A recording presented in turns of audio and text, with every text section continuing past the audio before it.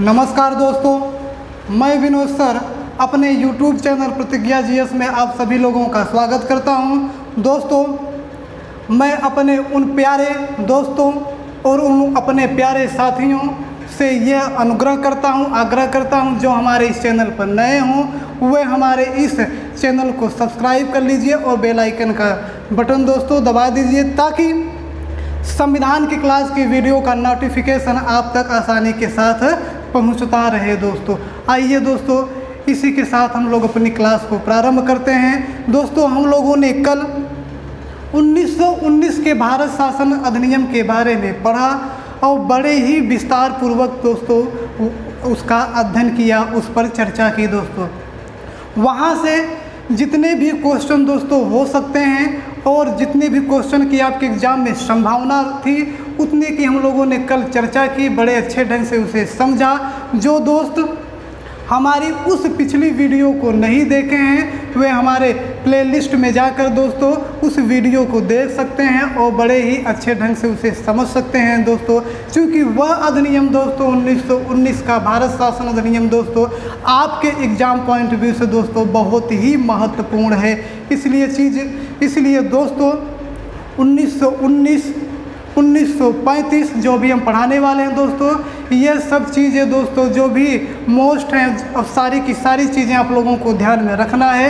ये यहाँ से दोस्तों आपके एग्ज़ाम में ढेर सारे क्वेश्चन दोस्तों पूछे गए हैं तरह तरह से दोस्तों। ठीक है दोस्तों, आइए दोस्तों हम लोग अपनी क्लास को प्रारंभ करते हैं। अब दोस्तों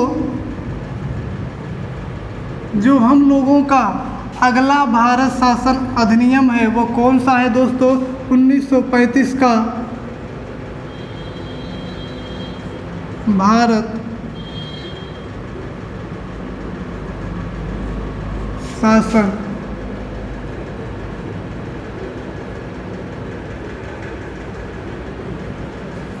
अधिनियम।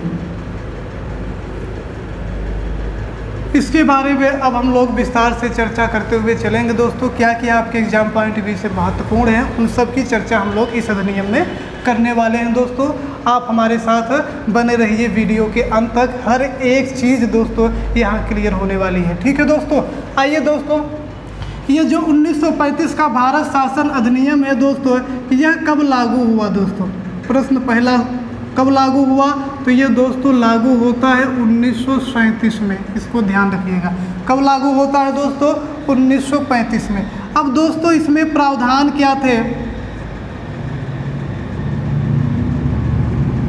दोस्तों इसमें प्रावधान क्या होंगे उसके बारे में हम लोग चर्चा करेंगे। तो थोड़ा से प्रावधानों की चर्चा करने से पहले दोस्तों जरा इसके बारे में कुछ तथ्य जान लीजिए। इस 1935 के भारत शासन अधिनियम के पीछे दोस्तों दो रिपोर्ट बहुत ही प्रमुख हैं, बहुत ही महत्वपूर्ण हैं। वो दोनों रिपोर्ट कौन सी है दोस्तों? एक तो दोस्तों होगी साइमन कमीशन की रिपोर्ट। किसकी दोस्तों? साइमन कमीशन की रिपोर्ट। ठीक है, ये साइमन कमीशन क्या था इसकी चर्चा हम लोग पिछली वाली वीडियो में, पिछली वाली क्लास में दोस्तों कर चुके हैं। ठीक है दोस्तों, अब दूसरी जो रिपोर्ट थी दोस्तों वो कौन सी थी? नेहरू रिपोर्ट। कौन सी दोस्तों? नेहरू रिपोर्ट। अब दोस्तों अब हुआ क्या, किस रिपोर्ट को ब्रिटिश संसद ने स्वीकार किया, यह प्रश्न उठता है दोस्तों। तो जो ब्रिटिश संसद थी उसने नेहरू रिपोर्ट को अस्वीकार कर दिया दोस्तों। क्या कर दिया? सिरे से खारिज कर दिया गया। और जो साइमन कमीशन द्वारा रिपोर्ट प्रस्तुत की गई थी उसे संज्ञान में लेते हुए दोस्तों ब्रिटिश संसद ने 1932 ईस्वी में दोस्तों 1932 ईस्वी में एक श्वेत पत्र जारी किया। ठीक है दोस्तों, क्या जारी किया? एक श्वेत पत्र। तो दोस्तों ये भी कुछ महत्वपूर्ण तथ्य थे जो जिसके बारे में जानना हम लोगों के लिए बहुत ही आवश्यक था दोस्तों। तो इस अधिनियम के पीछे दो रिपोर्ट महत्वपूर्ण हैं। कौन कौन सी? साइमन कमीशन की रिपोर्ट और किसकी रिपोर्ट? नेहरू रिपोर्ट। ठीक है दोस्तों, ब्रिटिश संसद ने क्या किया कि नेहरू रिपोर्ट को स्वीकार कर दिया और साइमन कमीशन की रिपोर्ट को संज्ञान में लिया, लेते हुए 1932 ईस्वी में एक पत्र जारी किया, जिसे हम लोग श्वेत पत्र के नाम से जानते हैं दोस्तों। अब दोस्तों हम लोग आगे बढ़ते हैं, इसमें क्या क्या प्रावधान थे। ठीक है दोस्तों, अब इस भारत शासन अधिनियम 1935 में क्या क्या प्रावधान थे उसके बारे में हम लोग चर्चा कर लेते हैं। तो दोस्तों देख लीजिए, जो सारे के सारे बिंदु महत्वपूर्ण है दोस्तों, ये सबसे बड़ा भारत शासन अधिनियम भी था। ठीक है, इस भारत शासन अधिनियम के तहत दोस्तों एक अखिल भारत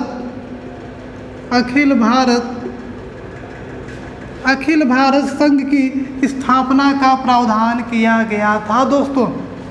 1935 के भारत शासन अधिनियम के तहत दोस्तों अखिल भारत संघ का प्रावधान किया गया था, लेकिन दोस्तों यह अखिल भारत संघ कभी अस्तित्व में नहीं आया। क्यों नहीं आया दोस्तों? क्योंकि देशी रियासतों ने इसमें भाग नहीं लिया था दोस्तों, इसलिए यह कभी अस्तित्व में अपने नहीं आया था। अब अगला दोस्तों देख लीजिए, अगला क्या प्रावधान है दोस्तों। यह जो था दोस्तों, यह सबसे बड़ा अधिनियम है दोस्तों, सबसे बड़ा अधिनियम। दोस्तों अगर आपसे पूछे कि भारतीय संविधान पर सबसे व्यापक प्रभाव किसका पड़ता है दोस्तों, तो वह किसका पड़ता है? 1935 के भारत शासन अधिनियम से। और इस 1935 के भारत शासन अधिनियम से भारतीय संविधान में ढेर सारी चीज़ें दोस्तों ली गई हैं। समझ में आया दोस्तों? तो यह जो भारत शासन अधिनियम है, यह सबसे जितने भी अधिनियम थे 1773 से लेकर 1947 तक जितने भी एक्ट बने दोस्तों, उन सब में सबसे बड़ा और सबसे महत्वपूर्ण आपका क्या है दोस्तों? 1935 का भारत शासन अधिनियम। ठीक है दोस्तों, अब दोस्तों अगला देख लीजिए, इस 1935 का जो भारत शासन अधिनियम था दोस्तों, इसे कांग्रेस व मुस्लिम लीग इन दोनों ने क्या किया दोस्तों? इन दोनों ने अस्वीकार कर दिया। अस्वीकार कहने का मतलब दोस्तों कि यह जो कांग्रेस व मुस्लिम लीग थी, इन्होंने मिलकर 1935 के भारत शासन अधिनियम का क्या किया? विरोध किया दोस्तों। ठीक है, इन्होंने इसे स्वीकार नहीं किया था। अब दोस्तों कांग्रेस के एक बहुचर्चित नेता हैं दोस्तों, जिसके बारे में आप लोग भली भांति परिचित भी हैं, जो हमारे देश के प्रथम प्रधानमंत्री भी बने दोस्तों। देख लीजिए, कांग्रेस की वे बहुचर्चित नेता कौन से थे दोस्तों? जे.एल. नेहरू। तो इन्होंने इस एक्ट के बारे में दोस्तों कथन कहा है, वह कथन एक बहुत ही महत्वपूर्ण है दोस्तों, इसे आप लोग नोट कर लीजिएगा अपनी नोटबुक में। ठीक है दोस्तों, क्या कहा था इन्होंने कि यह जो 1935 का भारत शासन अधिनियम है दोस्तों, यह दासता या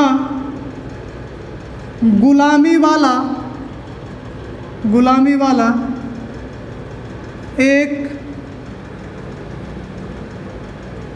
अधिकार पत्र है। ठीक है दोस्तों, क्या कहा जे.एल. नेहरू साहब ने? यह कहा कि यह जो 1935 का भारत शासन अधिनियम है, यह दासता और गुलामी वाला एक अधिकार पत्र है, इसके अलावा यह कुछ भी नहीं है दोस्तों। यह किसने कहा? जे.एल. नेहरू साहब ने कहा था। ठीक है दोस्तों, समझ में आया? उम्मीद करते हैं ये सारी चीज़ें आपको समझ में आ गई होगी। अब हम लोग आगे प्रावधान की तरफ बढ़ते हैं दोस्तों। और क्या प्रावधान थे?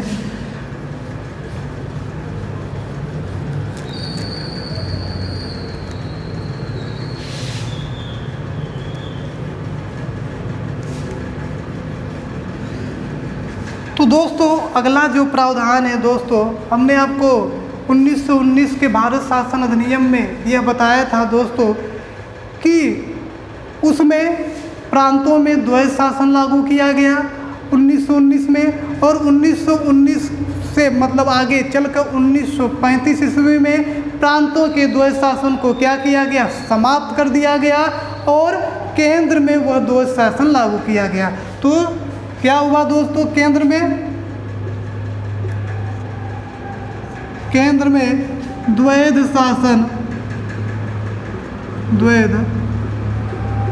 शासन को लागू किया जाता है। तो पूछा जाता है दोस्तों, बड़ा अच्छा प्रश्न बनता है यहाँ से कि केंद्र में द्वैध शासन को किस अधिनियम के तहत लागू किया गया था।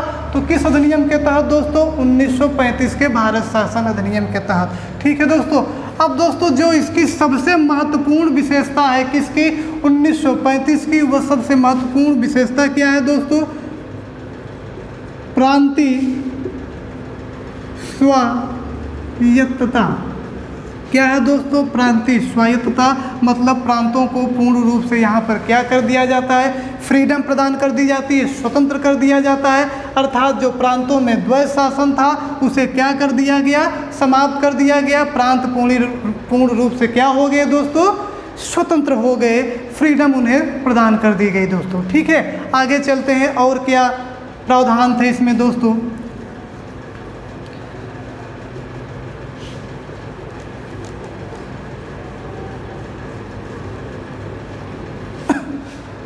अब दोस्तों देख लीजिए अगला प्रावधान क्या है। इस अधिनियम के तहत, किस अधिनियम के तहत, 1935 के भारत शासन अधिनियम के तहत दोस्तों पहली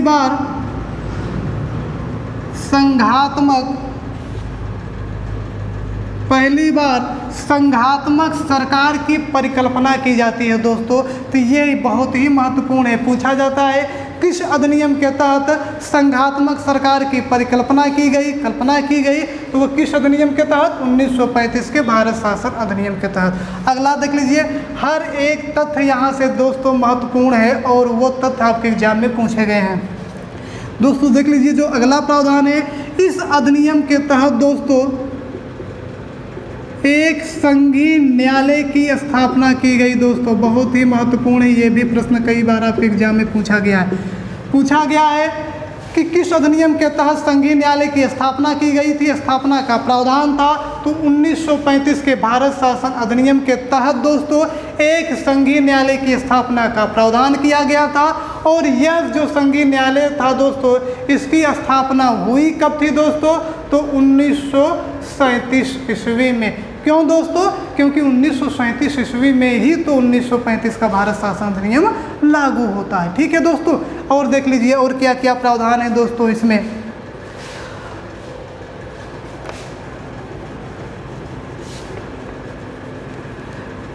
अब दोस्तों जो अगला प्रावधान है, इस अधिनियम के तहत दोस्तों समस्त भारतीय विषयों को प्रशासित करने के लिए दोस्तों,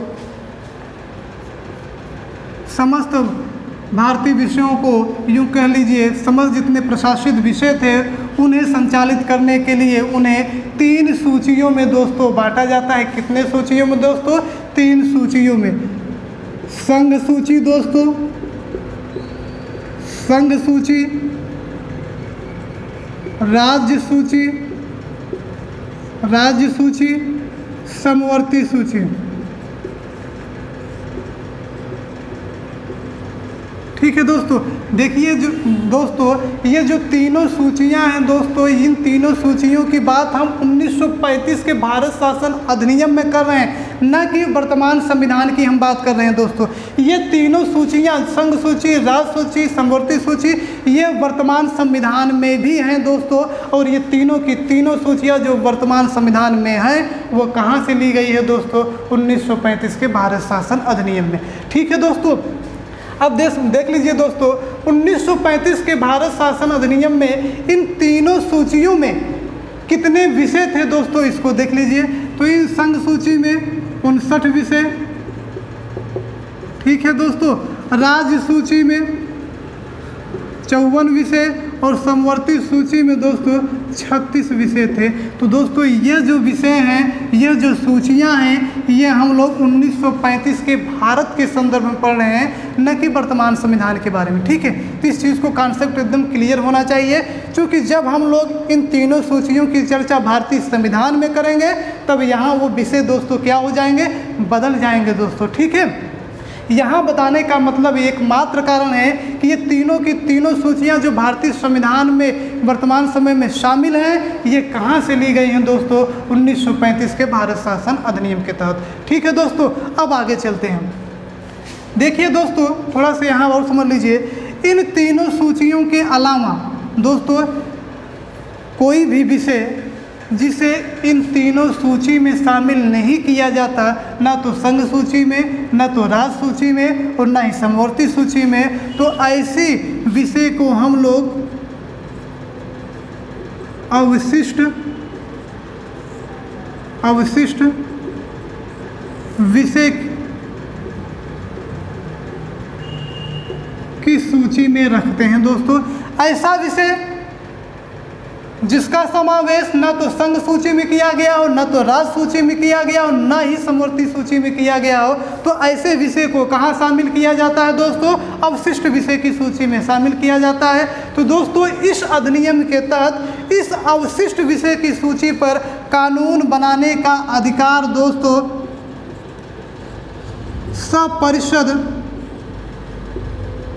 सपरिषद गवर्नर जनरल को प्रदान किया जाता है दोस्तों। तो ये प्रश्न पूछा जाता है, किस अधिनियम के तहत अवशिष्ट विषय की सूची पर कानून बनाने का अधिकार सपरिषद गवर्नर जनरल को दिया गया? तो वह अधिनियम कौन सा होगा दोस्तों? 1935 का भारत शासन अधिनियम। ठीक है दोस्तों, समझ में आया? आगे चलते हैं हम लोग दोस्तों।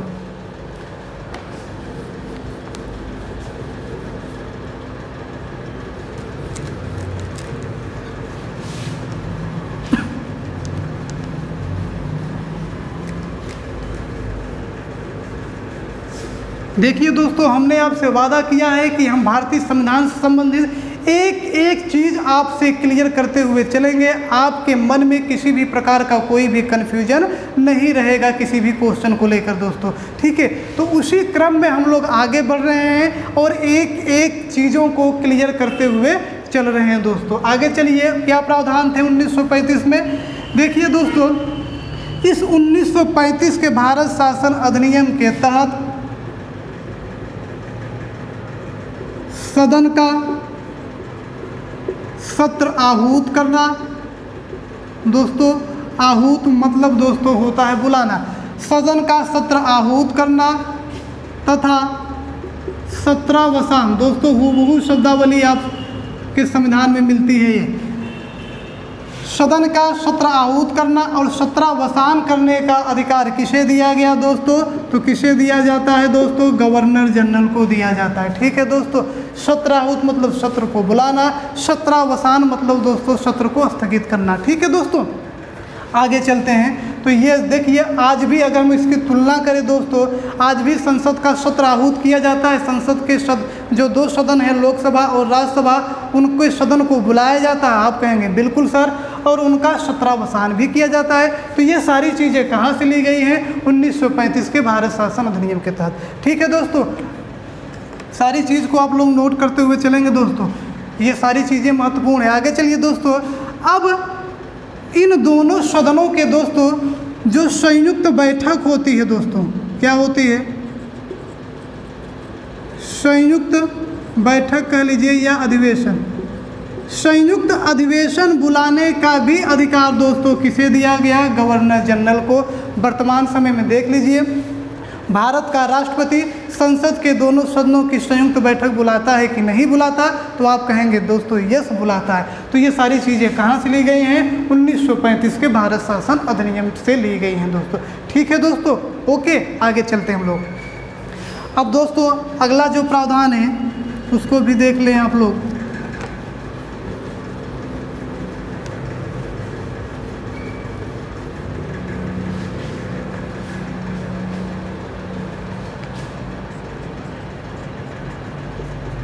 दोस्तों जो 1935 से जो अगला प्रावधान है दोस्तों, वह क्या है? देख लीजिए दोस्तों, इस अधिनियम के तहत दोस्तों हमने आपको बताया था एक परिषद थी दोस्तों, जिसका नाम था भारत परिषद। बहुत ही महत्वपूर्ण है दोस्तों, इसको याद कर लीजिएगा। भारत परिषद को समाप्त कब किया गया? तो 1935 के भारत शासन अधिनियम के तहत इस भारत परिषद को क्या कर दिया जाता है दोस्तों? समाप्त कर दिया जाता है। अब हम आपसे एक क्वेश्चन पूछेंगे दोस्तों, जिसका जवाब दोस्तों आपको देना है। कमेंट बॉक्स में कमेंट जरूर करिएगा इस क्वेश्चन का जवाब दोस्तों। भारत परिषद का गठन किस अधिनियम के द्वारा किया गया था? फिर से सुन लीजिए, भारत परिषद का गठन किस अधिनियम के द्वारा किया गया था? इसका जवाब दोस्तों आप लोगों को कमेंट बॉक्स में जाकर देना होगा। ठीक है दोस्तों, आगे चलिए। अब दोस्तों ये जो भारत परिषद थी इसका समाप्त हो गया कब? 1935 के भारत शासन अधिनियम में इसे समाप्त कर दिया गया। लेकिन दोस्तों हमने चर्चा की हुई थी, एक पद था दोस्तों जिसका नाम था भारत सचिव या भारत मंत्री। ठीक है, भारत सचिव, भारत मंत्री, अर्थात भारत परिषद का जो मुखिया था वो कौन था? भारत सचिव या भारत मंत्री। यह बनी रही दोस्तों, इसे समाप्त नहीं किया जाता इस अधिनियम के द्वारा, यह बनी रही। अगर कहें इसे समाप्त कब किया गया दोस्तों? तो 1947 के भारत शासन अधिनियम के तहत भारत सचिव अर्थात भारत मंत्री के पद को क्या कर दिया जाता है दोस्तों? समाप्त कर दिया जाता है दोस्तों। ठीक है दोस्तों, चीज़ें समझ में आई?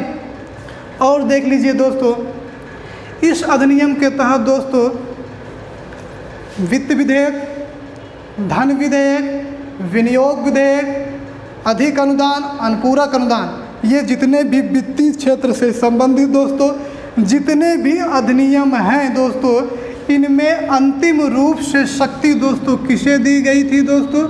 लोकसभा को प्रदान की गई थी दोस्तों। किसे प्रदान की गई थी दोस्तों? लोकसभा को प्रदान की गई थी दोस्तों। ठीक है दोस्तों, सारी चीज़ें आपके समझ में आई। तो ये जो कुछ महत्वपूर्ण तथ्य थे 1935 को लेकर सारी की सारी चर्चा हमने आपसे कर दी, जो आपके एग्जाम पॉइंट ऑफ व्यू से महत्वपूर्ण हो सकती हैं दोस्तों। तो यह जो अधिनियम था सबसे बड़ा था, जैसे चर्चा हमने आपसे की कि इसे लागू कब किया गया? 1937 ईस्वी में दोस्तों किया जाता है। ठीक है दोस्तों, ये सारा का सारा प्रावधान हमने आपसे चर्चा कर दी है। इसे आप लोग बड़े ही ध्यान से एक बार नहीं दोस्तों 2 बार 3 बार जब भी आपको मौका मिले दोस्तों वीडियो को देखकर रोक कर इसे आप समझ सकते हैं। और इसे दोस्तों आप लोग एक एक कर अपने कॉपी में दोस्तों नोट करते हुए चलेंगे। ठीक है दोस्तों, अब हम लोग दोस्तों जो अगला भारत शासन अधिनियम दोस्तों पढ़ेंगे वो होगा कौन सा दोस्तों? 1947 का भारत शासन अधिनियम। दोस्तों इसके बारे में थोड़ी सी चर्चा है, 2-3 फैक्ट हैं जो आपके एग्जाम पॉइंट ऑफ व्यू से महत्वपूर्ण है, उसकी चर्चा हम लोग दोस्तों करेंगे। ठीक है दोस्तों, आइए चलते हैं।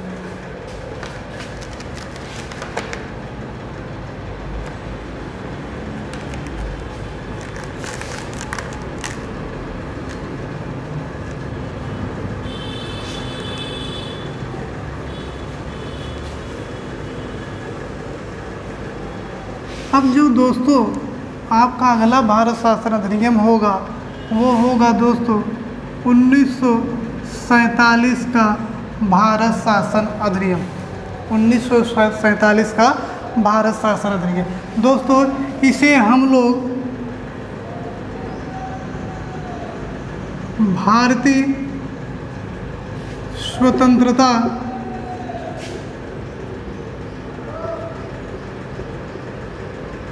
अधिनियम के नाम से भी जानते हैं। जो 1947 का भारत शासन अधिनियम है दोस्तों, इसे और किस नाम से जाना जाता है? भारतीय स्वतंत्रता अधिनियम। ठीक है दोस्तों, क्यों? क्योंकि इसी अधिनियम के तहत दोस्तों भारत को स्वतंत्रता प्रदान की गई थी दोस्तों। ठीक है दोस्तों, अब 2-3 फैक्ट हैं दोस्तों, 3 फैक्ट हैं, उसे आप लोग याद रखिएगा। पूछा जाता है किस अधिनियम के तहत भारत को स्वतंत्रता प्राप्त हुई, तो वह कौन सा अधिनियम होगा? 1947 का भारत शासन अधिनियम। तो क्या होगा? स्वतंत्रता। स्वतंत्रता किसे मिली? भारत को। किस अधिनियम के द्वारा? 1947 के अधिनियम के द्वारा। ठीक है दोस्तों, अगला, इस अधिनियम के तहत दोस्तों भारत का विभाजन किया गया। भारत का विभाजन हुआ। ठीक है, इस अधिनियम के तहत भारत का विभाजन हुआ। ये दोस्तों यह प्रश्न आपके यूपीपी की परीक्षा में दोस्तों, पिछली जो यूपीपी की भर्ती हुई है दोस्तों, वहाँ में यह क्वेश्चन पूछा गया था दोस्तों, किस भारत शासन अधिनियम के तहत भारत का विभाजन किया गया था दोस्तों, वो कौन सा अधिनियम होगा? 1947 का भारत शासन अधिनियम। ठीक है दोस्तों, जो अगला है, इसी अधिनियम के तहत दोस्तों भारत सचिव, ये तो बहुत मोस्ट है दोस्तों, ठीक है, भारत सचिव जिसे हम लोग भारत मंत्री के नाम से भी जानते हैं, यह जो पद था दोस्तों, अब इसे क्या किया गया? 1947 के भारत शासन अधिनियम के तहत दोस्तों क्या कर दिया गया? समाप्त कर दिया गया। तो दोस्तों जो भारत परिषद थी उसका समापन कब हुआ था? 1935 के भारत शासन अधिनियम में, जबकि जो भारत सचिव, भारत मंत्री का पद था वह कब समाप्त हुआ? 1947 के भारत शासन अधिनियम के तहत। तो दोस्तों यहाँ से दोस्तों बस इतना ही जो फैक्ट था आपको हमने बता दिया, जो आपके एग्जाम पॉइंट ऑफ व्यू से महत्वपूर्ण है। ठीक है दोस्तों, आज के लिए इतना ही दोस्तों। अब जो दोस्तों कल आप लोगों की क्लास चलेगी, अब हम लोग दोस्तों संविधान की ओर कदम बढ़ा दिए हैं। अभी हम लोगों ने तो भारत का संवैधानिक विकास पढ़ा, भारत के संविधान का इतिहास क्या था उसके बारे में हम लोगों ने पढ़ा है। अब हम लोग भारत के संविधान की तरफ कदम बढ़ा दिए हैं, अब हम लोग चलना प्रारंभ करेंगे दोस्तों। ठीक है, तो जो कल आप लोगों का दोस्तों टॉपिक होगा वो भारतीय संविधान का निर्माण किस किस प्रक्रिया के तहत किया गया, उसकी चर्चा हम लोग कल करेंगे। ठीक है दोस्तों, आज के लिए बस इतना ही दोस्तों। कल के लिए हम लोग कल फिर उपस्थित होंगे पुनः इसी क्लास में, और आपका जो टॉपिक होगा संविधान निर्माण। ठीक है दोस्तों, आइए चलते हैं दोस्तों, अब इस क्लास को यहीं पर समाप्त करते हैं। जो दोस्त हमारे इस चैनल पर नए हैं, फिर से उनसे हमारा रिक्वेस्ट है कि इस चैनल को सब्सक्राइब कर लीजिए, बेल आइकन का बटन दबा दीजिए। दोस्तों यह वीडियो जो भी वीडियो दोस्तों रहा करे, उस वीडियो को आप लोग लाइक किया करिए, ताकि दोस्तों होता क्या है, आपके लाइक से जितने भी यूट्यूबर होते हैं दोस्तों, उनका मनोबल क्या होता है दोस्तों, ऊंचा उठता है और वो बेहतर करने का प्रयास करते हैं। ठीक है दोस्तों, तो इसको अधिक से अधिक अपने मित्रों के साथ शेयर भी करिएगा। धन्यवाद, थैंक यू।